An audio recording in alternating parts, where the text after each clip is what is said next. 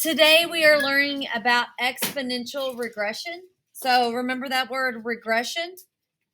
This is whenever you have data that has actually been collected and you're trying to write an equation to represent the data. So in this case, we're going to have an exponential situation. So let's look at the example. It says the following data represents the amount of money an investor has in an investment account each year for 8 years. Determine the average annual rate of return on the investment. So we are going to write the exponential equation. Whenever you're given a problem like this, you'll usually be told this is an exponential function, or this data represents an exponential function, or your answer choices will just be written similar to this. So y'all look at this. Y equals A times B raised to the X. That's the general form for exponential functions. Do y'all remember what A represents? It's your starting value. B represents your rate. If B is above 1, it's increasing. If it's below 1, it's decreasing. So this is looking at each year for 8 years. So they're starting at 2008. So what they are going to do is year 2008, we're going to count that as year 0. Year 1 is 2009, year 2, and so on. Then we have the money in the account. What do you notice about the amount in the account? It's increasing. All right, so let's go through the steps for exponential regression. Do y'all remember linear regression? Okay, go ahead and clear the memory on your calculator so it's all fresh.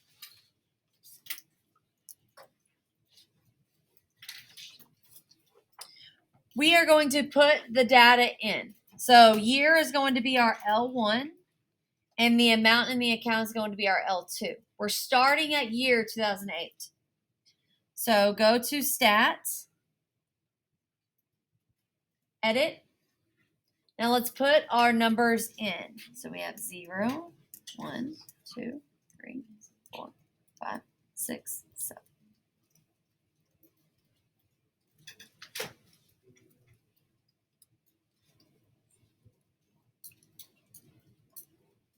Then L2 is going to be the amount, 20,000, 21,225, 22,357, 23,620, 25,088, 26,482, 27,978, 29,612. Before you do anything else, double check that all your numbers are correct, because you could have added an extra 0 here or there or put in the wrong number. So always double check that. I'm going to double check mine.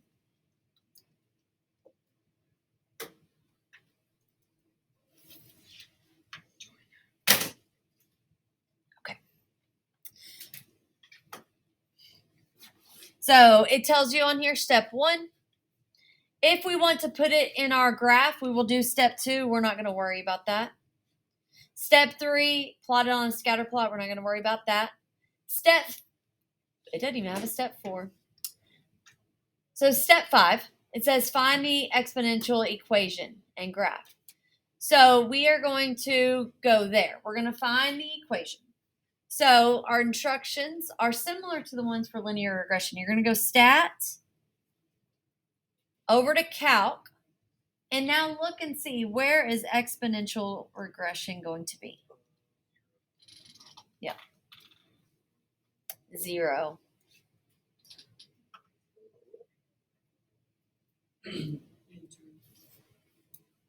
We're not going to store it. You can store it, but we're not going to. You can store it into y equals and then look at the graph. I'm not going to do that.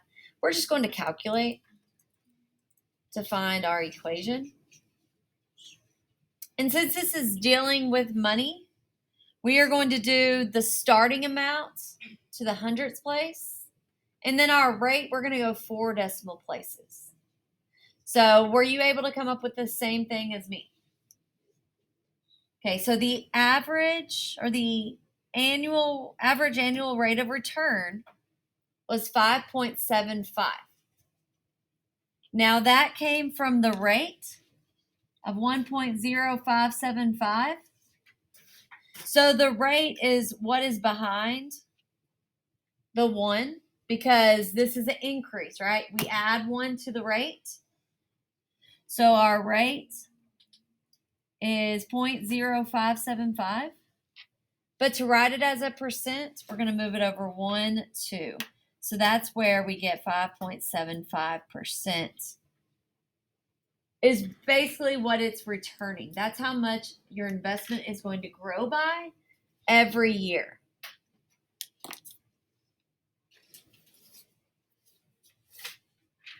So anytime you're given a table or some data, you can use exponential regression to find your equation. So go ahead and glue this in. You're going to have a Delta Math assignment and a review to do today.